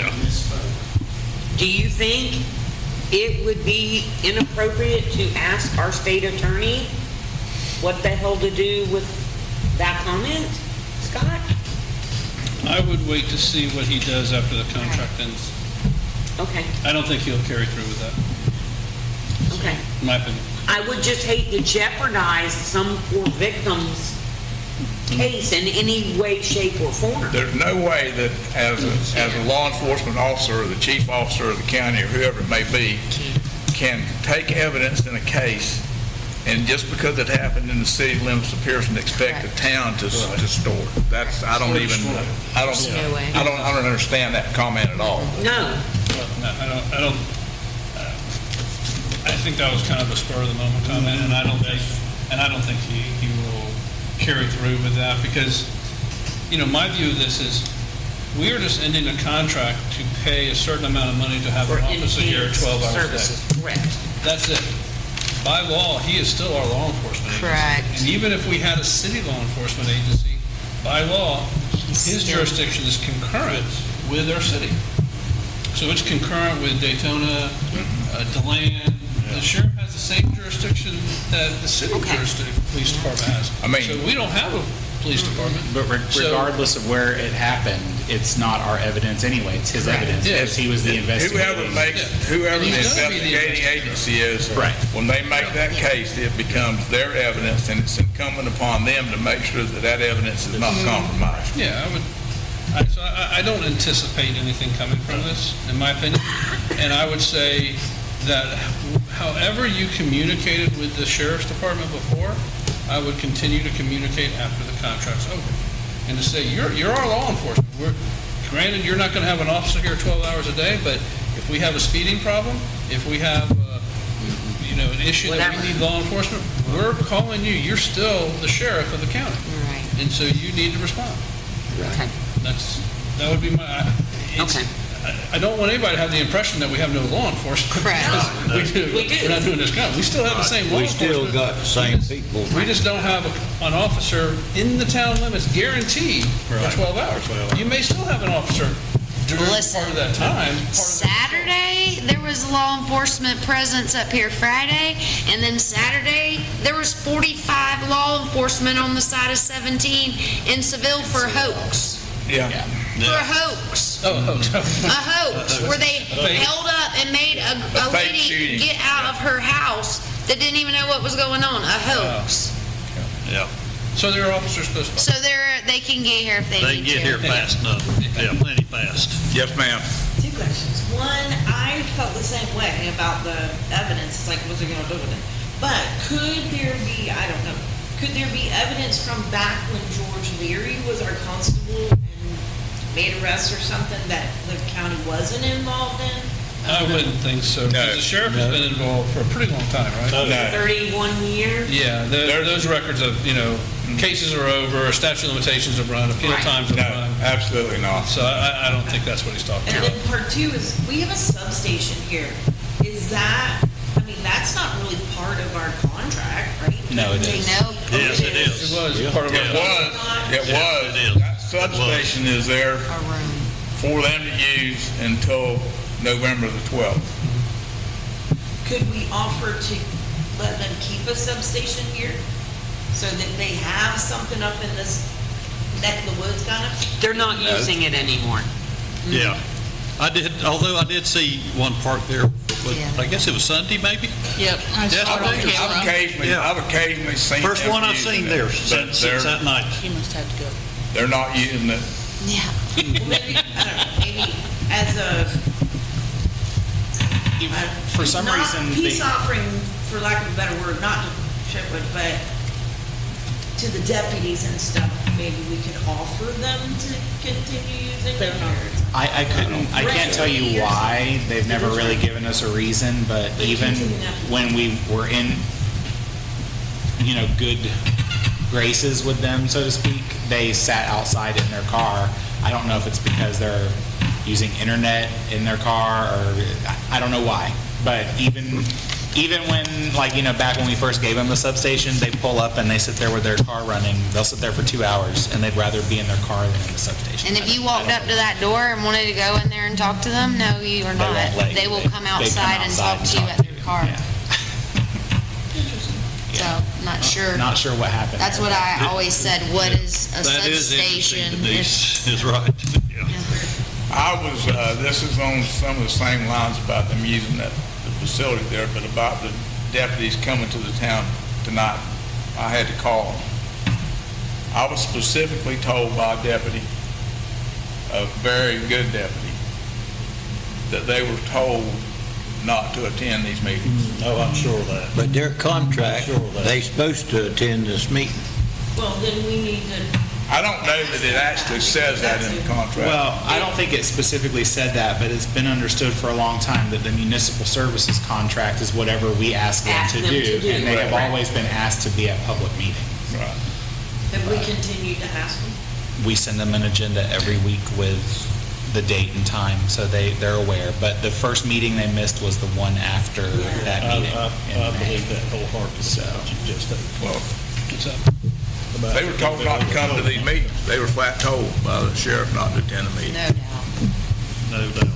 But I will say this, I'm proud that they did respond Yeah. tonight. When I asked them to, they came here timely and they were here to help alleviate a possible issue. Per the contract, they should have a person here within city limits, right? Correct, right now they should. And the first officer that came, he is our on-call deputy now, so yes. Okay. I have nothing further. All right. Brandy, I'm good. I have nothing. Scott? Nothing. Do you have anything? Okay. Mark, do you have anything you want to add? Well, I've been out of town, so I don't have much report, but I will be here Thursday between 9 and 11:30, meet people, talk about their land use and zoning issues. I do have one thing I want to add. I want to thank my clerk for remembering my birthday. She got me a cup here, says, being a mayor is easy. It's like riding a bike, except the bike is on fire, you're on fire, and everything's on fire. That's not too far from the truth. That's good. All right. That's good. Anybody else in the audience? Being no further comment, this meeting is adjourned. Speeding on First Avenue, that's 30 mile an hour zone? 25, isn't it? I think it's 30 I think it's 30.